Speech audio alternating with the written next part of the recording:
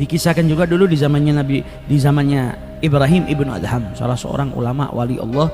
Beliau pernah didatengin ketika melewatin pasar, ditanyain sama orang-orang yang di pasar, wahai Syekh, wahai Ibrahim, kenapa doa-doa kita ini tidak cepat diijabahi sama Allah Subhanahu wa ta'ala? Kita ini banyak berdoa tapi doa kita nggak diijabahi sama Allah, ini apa sebabnya? Kata Ibrahim ibn Adham, apa? Li'anna qulubukum matat bi asyrati asya, karena hati kalian itu mati dari 10 perkara. Ada 10 perkara yang mati di dalam hati kalian, ini yang menjadikan doa kalian gak diijabahi sama Allah atau lama diijabahinya. Kata beliau, yang pertama, araftumullah falam tu'addu haqqahu. Kalian itu tahu Allah tapi kalian tidak menunaikan hak-haknya Allah. Kalian tahu Allah Tuhan kalian, tapi haknya Allah tidak kau tunaikan. Perintahnya sholat, perintahnya zakat, perintahnya puasa, ini hak-haknya Allah. Kalau tidak kau tunaikan, doa-doamu tidak diijabahi sama Allah Ta'ala. Jadi bagi orang yang mengatakan Allah adalah Tuhannya, jangan cuma ngatakan, jangan cuma meyakini, tapi tunaikan haknya Allah Subhanahu wa Ta'ala yang harus kau tunaikan. Kita punya istri, istri kita tidak menjalankan haknya sebagai seorang istri, nggak ngelayanin kita, nggak taat sama kita, kita marah kok. Kita punya pembantu, ada aturannya, pembantu ya harus begini, harus begini. Nggak, pembantu kita nggak mau kerja, disuruh kerja, nih rumah kok kotor nggak disapu, malas saya nggak mau nyapu, marah kita. Karena apa? Pembantu tadi kita gaji tapi tidak menunaikan haknya. Begitu juga dengan Allah, kita dikasih makan, dikasih minum, dikasih rezeki, dikasih nyawa, dikasih umur, dikasih oksigen sama Allah, menghirup oksigen gratis, bisa bernafas dengan gampang, tapi haknya Allah nggak ditunaikan. Gitu minta doanya mustajab, tapi ngelakukan haknya Allah nggak pernah ditunaikan. Nah, ini susah. Jadi kalau mau doanya diijabahi, ya tunaikan haknya Allah Subhanahu wa Ta'ala. Kemudian yang kedua, kata Ibrahim ibn Adham, za'amtum annakum tuhibbuna Rasulullah, kalian ngaku kalau cinta kepada Rasulullah, wa taraktum sunnatih, tapi kalian ninggalkan sunnah-sunnahnya. Padahal orang itu nggak bisa dikatakan cinta kecuali meneladani kekasihnya. Nggak bisa dikatakan cinta kecuali apa? Mencintai apapun yang dicintai oleh kekasihnya dan membenci apapun yang dibenci oleh kekasihnya. Kalian ngaku cinta Nabi tapi ninggalin sunnahnya. Akhirnya apa? Pengakuannya pengakuan dusta. Akhirnya doa-doa kalian nggak cepat diijabahi oleh Allah Subhanahu wa Ta'ala.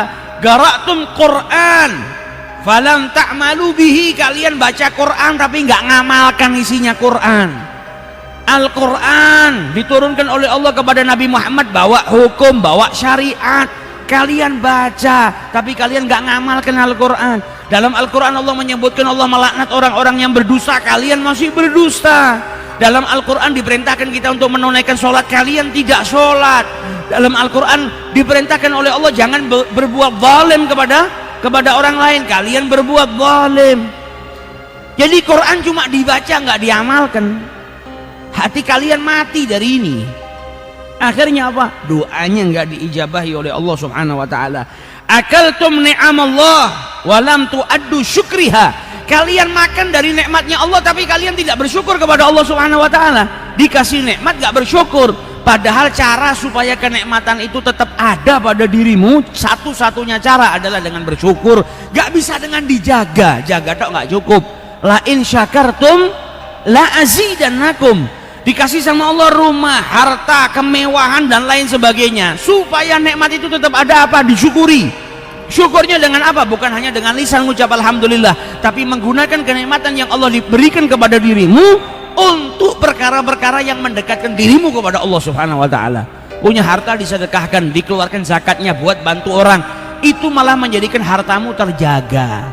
Kalau tidak bersyukur cuma ngandalkan dirinya, berapa banyak orang yang rumahnya itu dikasih anjing, dikasih satpam, dikasih CCTV, kejebolan, ada maling masuk, rampok masuk. Tapi orang yang bersyukur kepada Allah Subhanahu wa Ta'ala dikasih harta berlimpah. Terkadang kita dapetin apa? Ada orang punya harta banyak, rumahnya wala ada CCTV-nya, gak ada satpamnya, gak ada anjingnya, orang noleh ke rumahnya aja enggak. Maling itu noleh ke rumahnya aja enggak. Karena apa? Ketika bersyukur dijaga sama Allah Subhanahu wa Ta'ala kenikmatannya. Dan orang-orang yang jauhkan dirinya daripada perbuatan maksiat dijaga, bukan hanya dirinya, hartanya dijaga sama Allah, keluarganya dijaga. Hartanya dijaga, keluarganya dijaga. Tapi orang yang nggak takut sama Allah, cintanya sama Allah setengah-setengah, cintanya sama dunia luar biasa. Haknya Allah nggak ditunaikan, tapi hartanya dijaga dengan penjagaan yang ketat. Akhirnya tetap hilang. Tapi kalau orang-orang yang bersyukur kepada Allah, syukurnya dari menjadikan kenikmatan tersebut dijaga oleh Allah Subhanahu wa ta'ala. Qultum inna syaitan aduun lakum walam tukhalifuh. Kalian itu ngaku kalau setan itu musuh kalian, tapi kalian malah taat sama setan. Gak menghindar, gak menjauhin syaitan. Harusnya kalau tahu syaitan itu musuh, jauhi, jangan diikutin. Yang ngikutin syaitan berarti kita nggak konsekuen dengan ucapan kita. Musuh kita adalah syaitan. Zaman sekarang orang yakin kalau setan itu adalah musuhnya, malah saudara seagamanya dimusuhin. Saudara seimannya yang diharamkan kita mencaci, memaki, yang diharamkan bagi diri kita menzalimi dirinya, malah kita benci. Ada saudara kandung malahan, gara-gara warisan benci sama saudaranya. Gara-gara saudaranya mungkin lebih kaya atau dapat kenikmatan yang lebih, iri, hasad. Saudaranya dibenci, setan nggak dibenci. Orang yang benci saudaranya pada hakikatnya apa? Dia malah bersyarikah dengan syaitan. Ngikutin syaitan, musuhin saudaranya. Padahal yang harus dibenci bukan manusia, yang dibenci itu syaitan, yang dimusuhi itu syaitan. Tapi zaman sekarang malah kebalik. Kita malah benci manusia, malah benci saudara seiman kita, malah ngikutin syaitan. Nah, kalau kita yakin syaitan itu adalah musuh kita, maka jangan diikutin, tapi yang ada harus kita jauhin. Kemudian yang keenam, qultum innal jannah haq walam ta'malulaha. Kemudian yang keenam, kata Ibrahim ibn Adham, kalian mengatakan, meyakini kalau surga itu ada. Orang yang mati nanti bisa masuk surga, bisa juga masuk neraka. Kalian meyakini surga itu ada, tapi kalian malah nggak berbuat sesuatu supaya kalian dimasukkan ke dalam surga. Nah, ini kan aneh.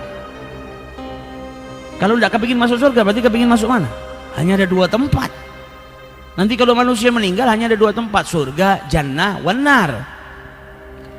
Yang pengen masuk surga, ya harus beramal dengan amalannya penduduk surga, beramal dengan amalan yang nanti bisa mendatangkan rahmat Allah, dengan rahmatnya kita dimasukkan ke dalam surga. Kemudian dikatakan juga sama beliau, qultum innan nar haq walam tahrabu minha. Kalian juga mengatakan kalau neraka itu hak ada, tapi kalian tidak menghindar, malah menuju ke neraka. Nah, kalau kita setiap kali berbuat maksiat itu kan tandanya kita nggak lari dari neraka, tapi kita malah mendekat ke neraka, karena perbuatan maksiat itu menjadikan manusia dimasukkan ke dalam nerakanya Allah.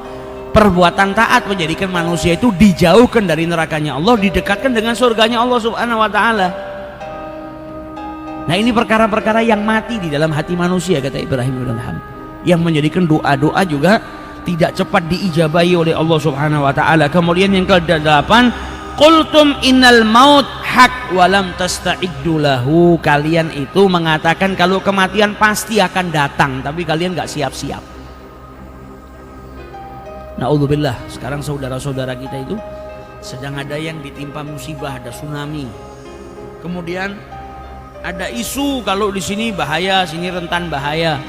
Misal, na'udzubillah, semoga kita dijauhkan, ini cuma sebagai permisalan saja. Kalau kita dikasih tahu malam hari ini di tempatmu akan ada bencana, apa terus kita nggak siap-siap untuk keluar dari tempat tersebut? Ya pasti kita bersiap-siap menyelamatkan. Wong kita dikabarin daerah Anda nanti banjir, naikkan barang-barang ke atas, bersiap-siap. Kenapa kok barang diangkatin semua? Siap-siap kalau banjir datang. Paling tidak harta kita sudah selamat dan kita juga sudah menyelamatkan diri. Ada persiapan. Kalau tidak jadi banjir, ya alhamdulillah, yang penting siap-siap. Sedia payung sebelum hujan. Lebih baik daripada kehujanan baru nyari payung.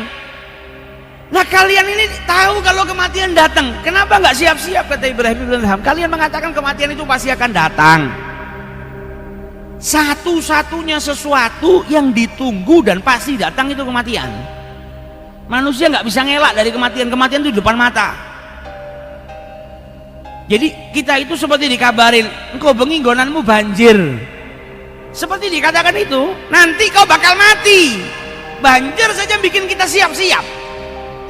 Banjir saja kabar, kalau kita dikabari nanti tempatmu kebanjiran, jadikan kita siap-siap. Tapi ketika kita tahu kematian itu bakal datang, kematian ini kan ngarah ke kita, tapi kita nggak siap-siap. Padahal di kanan kiri kita sudah banyak yang meninggal dunia. Itu kan teguran, risalah, surat kecil dari Allah nih loh, yang meyakini kalau mati harus tua, ada umur 15 tahun mati. Yang meyakini kalau mati itu harus sakit, ada yang sehatnya luar biasa, bahkan matinya dalam keadaan olahraga, banyak. Ini kan risalah dari Allah, kematian pasti akan datang.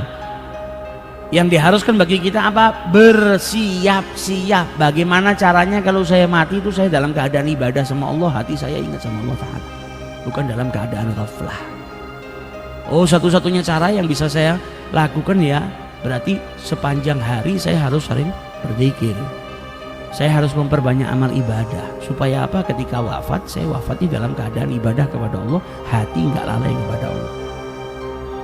Nah, kalau sehari waktunya paling banyak sama handphone, na'udzubillah, mati ini nyekel handphone ya. Apalagi matinya sedang nyebar kabar fitnah, na'udzubillah min dzalik. Karena kematian itu datangnya faja'ah, kita nggak tahu kapan datangnya kematian. Kalau orang itu sibuknya sehari dalam ibadah, ya insya Allah matinya pasti ibadah, karena sehari itu paling banyak dia lakukan apa? Ibadah. Tapi kalau buang-buang waktu, ya akhirnya wafatnya dalam keadaan dia sedang membuang-buang waktu, nyanyiakan waktu, dalam keadaan tidak ingat sama Allah Subhanahu wa Ta'ala. Wa iyadzubillah. Kemudian yang kesembilan, intabahtum minan naum fashtaghaltum bi'uyubin nas wa nasaitum uyubakum. Kalian itu bangun daripada tidur dan kalian sibukkan diri kalian dengan kejelekan orang lain daripada kejelekan diri kalian sendiri. Ini zaman kita. Bangun tidur sudah cari handphone, buka sosial media, cari kabar baru, apa yang dilakukan sama fulan. Jadi bangun tidur sudah sibuk sama kesalahannya orang lain, tapi nggak pernah menyadari kesalahan dirinya sendiri. Orang yang sibuk sama kesalahannya orang lain daripada kesalahan dirinya sendiri, orang yang sibuk dengan keburukan orang lain daripada keburukan orang dirinya sendiri, itu seperti orang yang sakit tapi bukannya sibuk ngobatin penyakitnya dia, tapi malah ngobatin penyakitnya orang lain. Kita sakit gigi, kemudian tetangga kita sakit gigi, bisa enggak kita itu sibuk ngobatin giginya tetangga kita daripada giginya kita sendiri? Gak bisa. Adapun kalau kita mau bantu tetangga kita supaya giginya itu sakitnya hilang, itu paling tidak kita ngilangkan sakit gigi kita dulu. Karena kalau kita sedang sakit gigi itu gak konsen, sakit luar biasa. Begitu juga dengan orang yang uyub, aib ini kan penyakit. Aib, kekurangan itu kan penyakit yang harus disembuhkan. Kita malah gak mempedulikan penyakit kita, malah peduli sama penyakitnya orang lain. Itu orang yang sibuk ngurusin keburukan orang lain daripada keburukannya dirinya sendiri. Itu sama seperti orang yang sibuk ngurusin penyakitnya orang lain. Ada orang sakit gigi, dia sibuk ngurusin penyakitnya orang lain daripada penyakitnya dia sendiri. Nah, itu kalau ngurusin aibnya orang. Yang ada kita disuruh memperbaikin diri kita sendiri. Sebelum kita nasihatin orang lain, lihat kita sudah baik belum. Sebelum kita ngurusin aibnya orang lain, kita punya aib juga yang harus kita benahi, yang harus kita benarkan. Jadi jangan sampai kita bangun tidur kita sibuk dengan uyubun nas, dengan keburukan-keburukan orang. Dafantum mautakum walam ta'tabiru bihim, kalian itu memakamkan orang-orang yang sudah wafat di antara kalian tapi nggak ngambil ibrah, nggak ngambil pelajaran kalau kalian juga bakal mati. Hari ini saya mandu, besok saya bisa dipandu. Kalau saya mati, saya ditangisin sama orang karena kehilangan saya, atau orang malah ketawa seneng karena saya mati. Ini kan harus dipikirkan. Orang yang hidupnya menebar manfaat, kematiannya jadikan orang kehilangan. Orang yang baik itu ketika meninggal dunia banyak orang yang kehilangan. Tapi orang yang buruk ketika mati orang pada senang, alhamdulillah fulan sudah mati, selesai sudah, kita nggak diganggu sama fulan. Nah kalau orang sama kematiannya aja senang, terus gimana nanti dihisab sama Allah? Berarti banyak perbuatan buruknya. Akhirnya nggak ada yang ngenang, nggak ada yang doakan kita.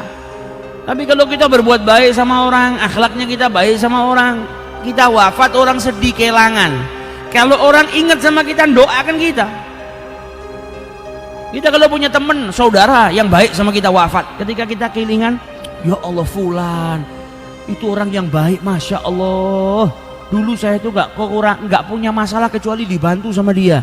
Kalau nginget, yang diingat kebaikannya, kemudian doakan Allah yarhamuh, semoga Allah subhanahu wa ta'ala berikan surga. Walaupun sudah mati sekian puluh tahun, setiap orang kelengan dia didoakan. Karena apa? Hidupnya baik.